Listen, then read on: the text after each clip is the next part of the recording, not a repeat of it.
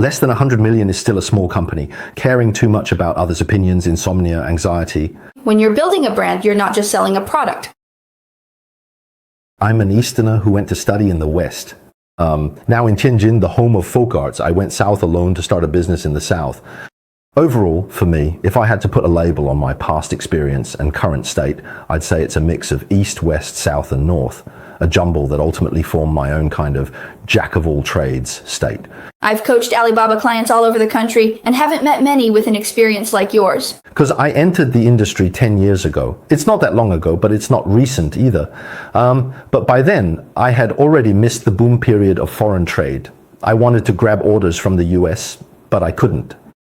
First, I didn't have the financial strength, right? Second, I was a new player. I was a newcomer, right? Third, I couldn't compete with others on price, right? There was no blue ocean left in our industry. But in a very narrow channel, I used a combination of punches. First, quick response. For example, quick quoting and quick customization. My second and third generation iterations, maybe before you even sell them, I've already prepared them. That kind of speed. Especially the in-sales and after-sales service, an unstoppable, a non-stop state of service. That's how I got to where I am today. Our customers first liked us because of his hand-drawn sketches. Some foreigners, don't they like to think they're so great? He'd hand-draw a concept, toss it to you and say, you figure it out.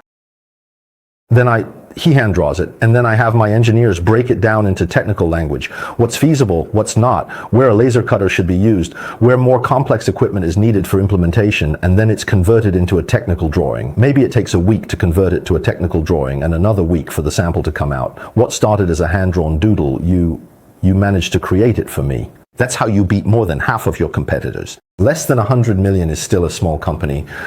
The ultimate dream, I guess, is to one day be able to choose your clients, to be able to casually find clients whose DNA matches yours.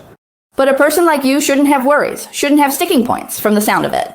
The thing is, I care too much about what others think. Insomnia, anxiety, all kinds of problems.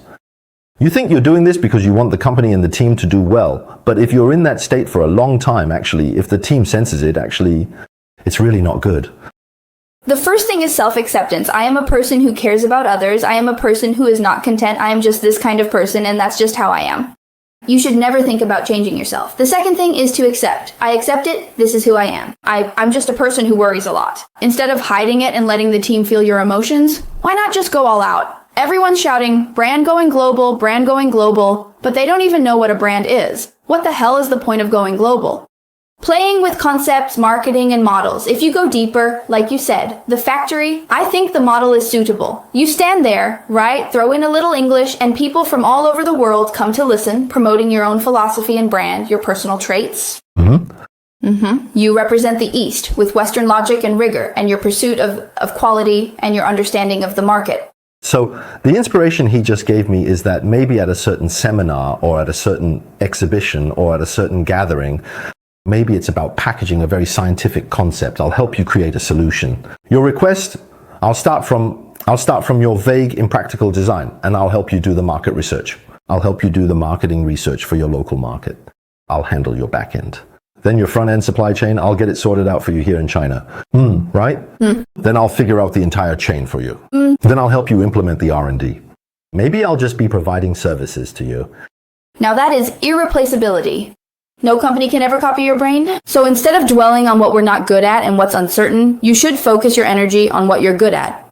What you just said will, for a very long time in the future, deeply influence me. In 3 months or half a year, for example, I'll ask to meet you, and then I'll let you see what kind of change there is in my mental state.